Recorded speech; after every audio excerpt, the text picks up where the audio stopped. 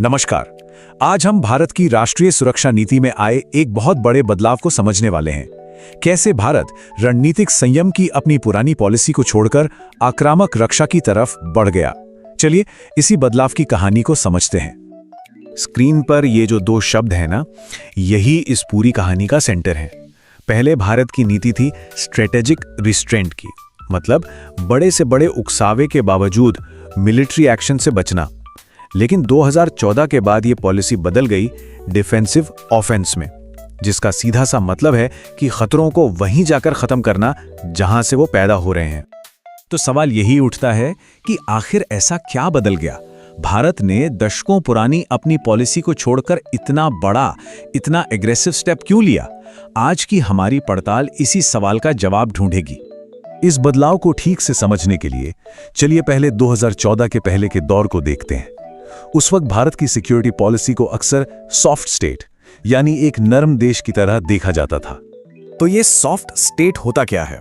मतलब एक ऐसा देश जो बड़े से बड़े हमले के बाद भी मिलिट्री एक्शन की जगह डिप्लोमेसी यानी बातचीत को चुनता है।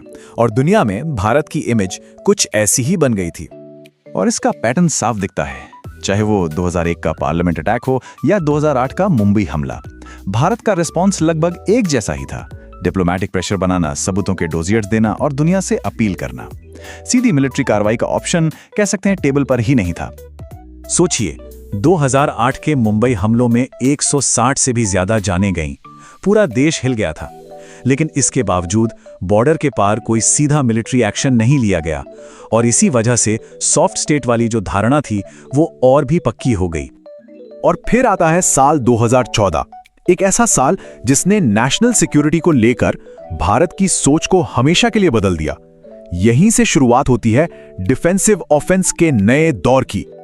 नई सरकार के आते ही एक बात बिल्कुल साफ कर दी गई। ये लाइन सिर्फ एक बयान नहीं थी, ये एक नई मजबूत पॉलिसी का ऐलान था। आतंकवाद पर अब कोई समझौता नहीं होगा। इसी नई सोच को ही अक्सर डोभाल डॉक्ट्रिन का नाम दिया जाता है। इसका फंडा बहुत सिंपल था।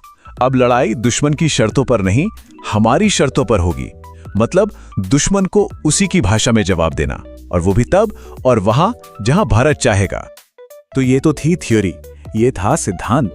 लेकिन इसे अमल में कैसे लाया गया? 3 बड़ी कार्रवाइयां हैं जिन्होंने इस नई पॉलिसी को दुनिया के सामने रखा।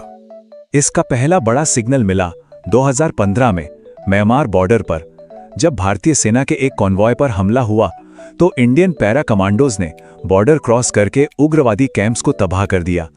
ये एक क्लियर मैसेज था कि भारत अब अपनी सुरक्षा के लिए बॉर्डर से बंधा नहीं रहेगा।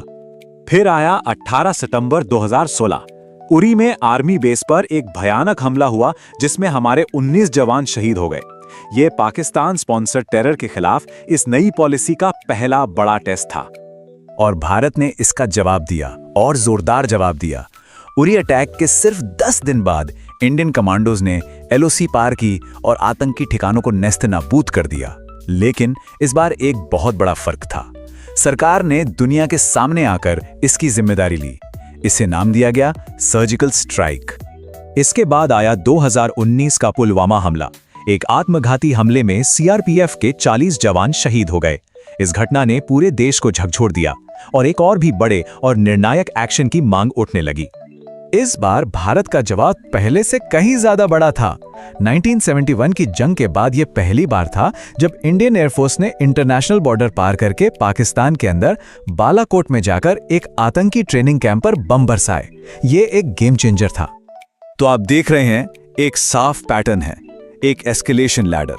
म्यांमार का ग्राउंड ऑपरेशन, फिर उरी के बाद पब्लिकली अनाउंस की गई सर्जिकल स्ट्राइक, और फिर बालाकोट में सीधा एयर स्ट्राइक।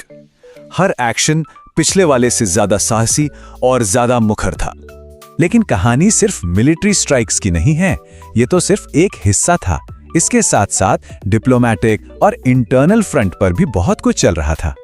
तो देखिए, एक तरफ तो ये मिलिट्री एक्शन हो रहे थे और दूसरी तरफ भारत ने जबरदस्त डिप्लोमेसी से पाकिस्तान को FATF जैसे मंचों पर अलग थलग किया। देश के अंदर जम्मू कश्मीर में आर्टिकल 370 को हटाया गया, सेना को मॉडर्नाइज किया गया, राफेल S-400 जैसे सिस्टम लाए गए और सबसे जरूरी, हमारी आर्म्ड फोर्सेस को एक्शन लेने की पूरी आजादी दी गई। तो इन सब बदलावों का नतीजा क्या निकला?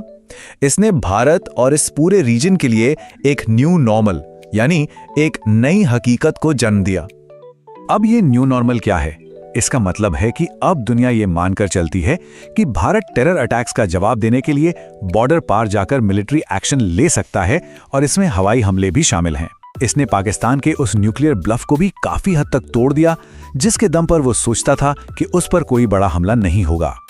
तो इसका फाइनल नतीजा ये है कि अब भारत सिर्फ हमलों पर रिएक्ट नहीं करता, उसने इस इलाके में स्ट्रेटेजिक इनिशिएटिव मतलब पहल अपने हाथों में ले ली है। अब वो डिफेंसिव से प्रोएक्टिव मोड में आ गया है। तो आखिर में ये बड़ा सवाल हमारे सामने खड़ा होता है कि भारत की इस नई प्रोएक्टिव डिफेंस पॉलिसी ने दक्षिण एशिया के जियोपॉलिटिक्स को, यहाँ की पूरी सियासत को किस तरह से बदल कर रख दिया है। ये एक ऐसा सवाल है जिसका जवाब हमें आने वाले वक्त में ही मिलेगा।